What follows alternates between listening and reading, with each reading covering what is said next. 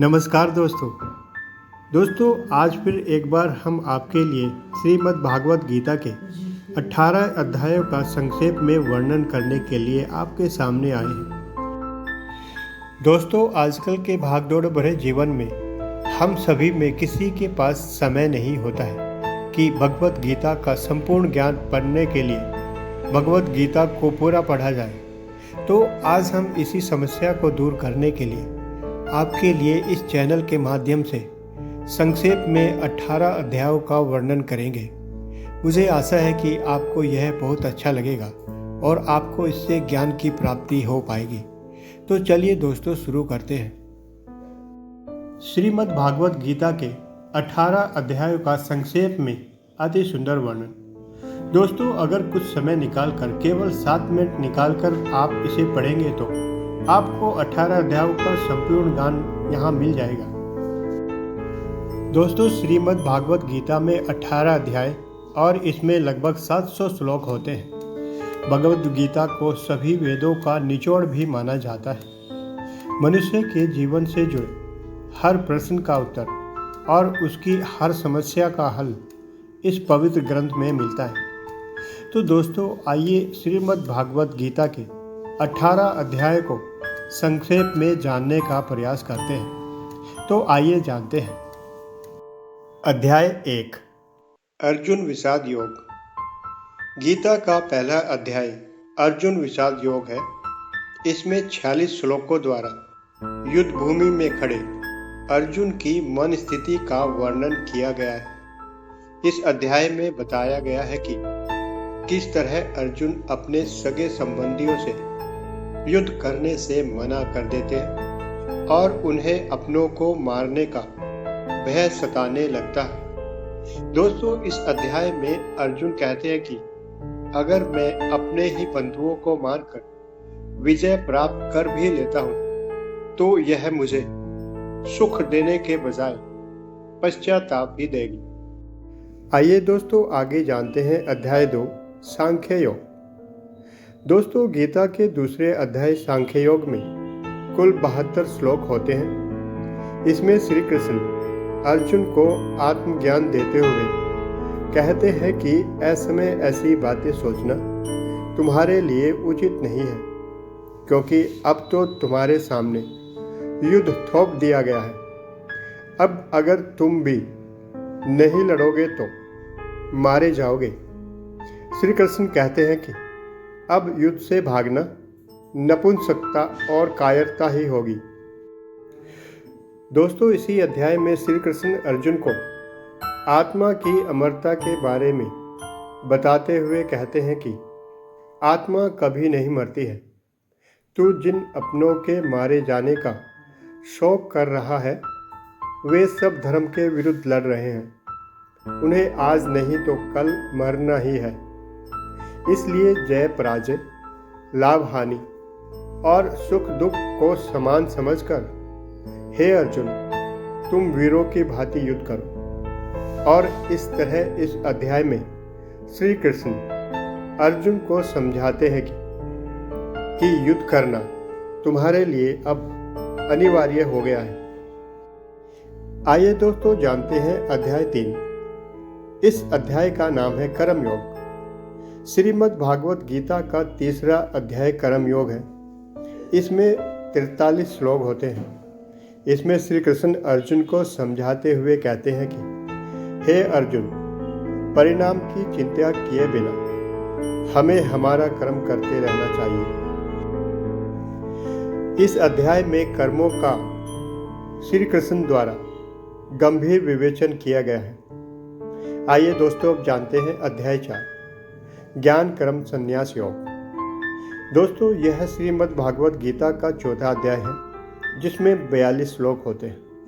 इस अध्याय में श्री कृष्ण अर्जुन को समझाते हुए कहते हैं कि धर्म प्रायण के लिए संरक्षण और अधर्मी के विनाश के लिए गुरु का अत्यधिक महत्व हमारे जीवन में होता है।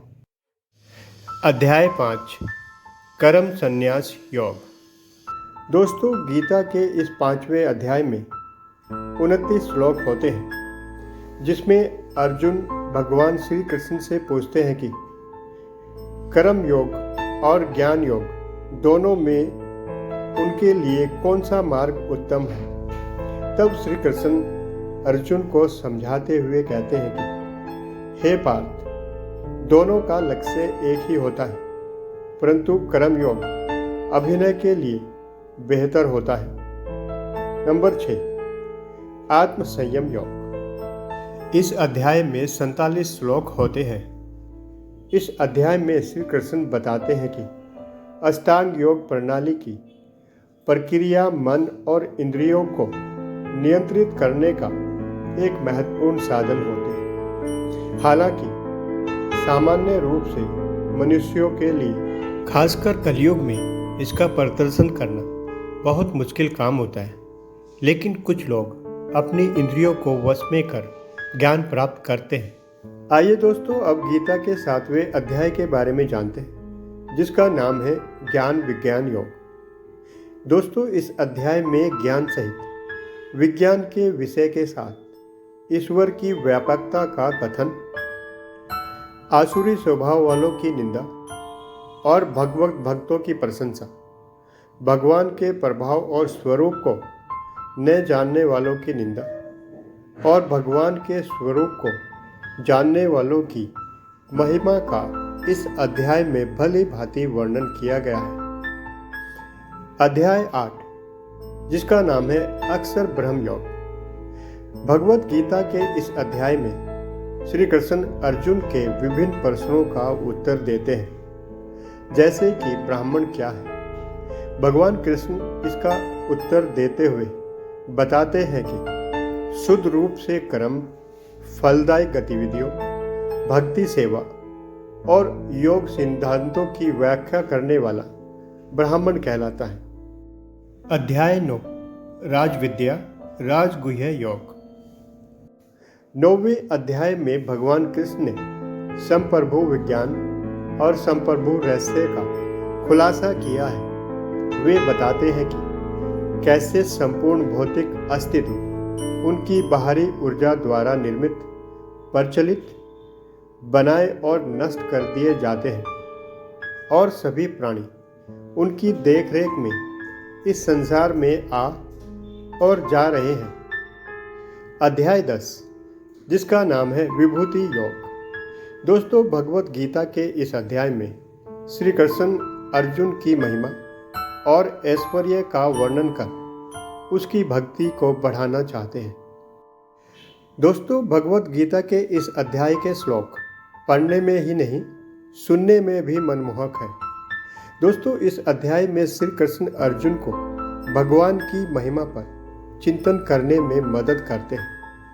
अध्याय 11, इसका नाम है विश्वरूप दर्शन योग। दोस्तों, इस अध्याय में अर्जुन भगवान श्री कृष्ण से अनुरोध करते हैं कि आप मुझे अपना विश्व रूप या ब्रह्मांडीय रूप दिखाएं। फिर श्री कृष्ण अर्जुन को दिव्य दृष्टि प्रदान करते हैं ताकि वह भगवान के अनंत रूप को देख सके और जिसमें सभी ब्रह्मांड शामिल हैं उनको पहचान सके।